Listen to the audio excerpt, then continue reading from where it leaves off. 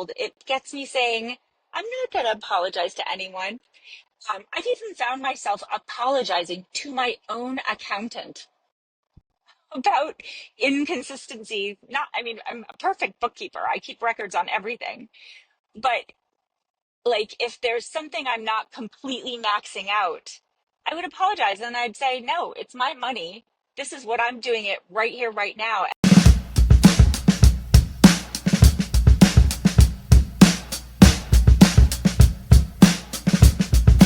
Hey, what would Hemingway do? This is a pretty crazy video because I'm in the car and now my phone camera is fogging up. I had my phone on the front console and overheated. And so now that I've got the cold air blowing, it's doing that foggy thing. So this is going to be like a haunted house spooky scream movie video. So imagine this is a spooky haunted house and you're in it with me and I'm telling you stories of unfinished business in your life because you have a dream that you have not yet accomplished and you're not giving it enough time or respect. So, why am I saying this? I have a funny life hack that I think of when I am trying to decide how to spend my time and how much to invest in my personal passions, my personal goals, my big life transformations. And the phrase that goes through my head is, what would Hemingway do? What would Hemingway do? WWHD. And it's not because Hemingway is a great example of how one should live one's life, but it is about a concept that I write about on KindEdge.com, which is regrow your ego, regrow a healthy ego. Too often, we are all so disciplined and so responsible. We follow through on everything we committed to. We finish life with the career that we started with. We use the degree we went to university for.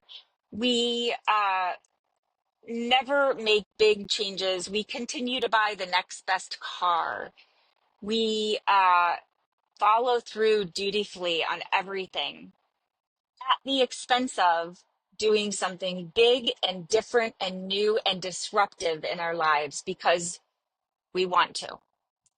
A lot of us figure out how to survive, figure out the core beginning pieces in our 20s, and that is enough. And sometimes when all the trains leave the station early on, you commit to careers, jobs, a home mortgage, a relationship, children. You commit to all these things, and suddenly you're kind of bound to that path because too many trains have left the station. And it would be a heartbreak to make too much change when everything's already in motion. But for some of us, we start to get this little aha, this little intuition that we want to spend our time differently. We want to start a charity. We want to start a business. We want to try a new endeavor. We just want to run a marathon, but perhaps we don't have the time and the aptitude and the skills and the training to do that. We crave something, we desire it, and we however put it on hold.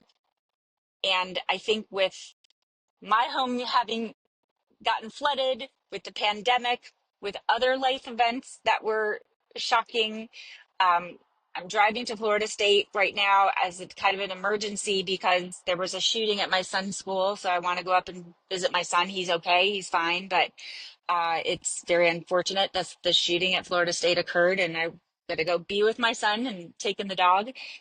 And so I any of these events will keep happening to show us you shouldn't wait till retirement. You shouldn't think that January 1st, your New Year's resolution is going to make that day easier than today.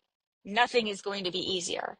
So the example I hold in my mind is, if you read about Hemingway, he's famous for having been one of the United States' America's best authors. His writing is incredible. It's crisp, it's articulate, it's descriptive, it's minimalist, it's wonderful. But guess what? In order to do that, he had to be a son of a bitch to four wives and a bunch of girlfriends. He boldly, brazenly married one after the other and used up their family's money to fund his project. So it's not like the path for him was clear ahead and that he had this perfectly sanctioned time and that he had earned, all of the time and money for it wasn't that he had this just perfect path ahead. He chomped up other people's efforts, time, money, their family's money. He bought the boat Pilar with one of his wife's uncle's money. Woo! And so when I sit down and I'm so disciplined and so humble and so deferential and so responsible, I say to myself, hold on, if I'm going to get this thing in motion, there's definitely no clear path ahead of me. As a matter of fact, things keep falling in my path, things keep blowing up in my path. So if I'm going to get my goals going forward before I die, and I'm certainly not waiting around for any more pandemics or whatever it is going to come my way or floods, I need to think like that. What would Hemingway do? What would be the balls out way to go forward? And what's so funny is balls out for me is just mildly self-assertive in comparison to what you would think more aggressive people would do. But it gets me in motion. It gets me bold. It gets me saying, I'm not going to apologize to anyone. I've even found myself apologizing to my own accountant about inconsistency. Not, I mean, I'm a perfect bookkeeper. I keep records on everything. But like, if there's something I'm not completely maxing out, I would apologize and I'd say, no, it's my money. This is what I'm doing it right here, right now, as a critically important thing before I die.